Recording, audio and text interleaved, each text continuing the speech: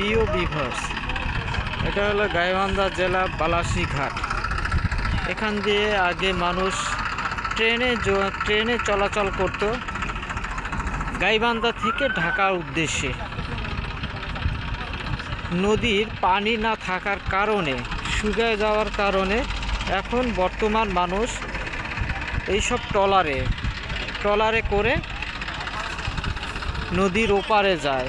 ওপারে গিয়ে তারা ট্রেন ধরে, কেউ ঢাকা যায়, আবার কেউ চট্টগ্রাম খুলনার দিকে চলে যায়। এটা হলো গাইবান্ধা জেলায় বালাসীঘাট।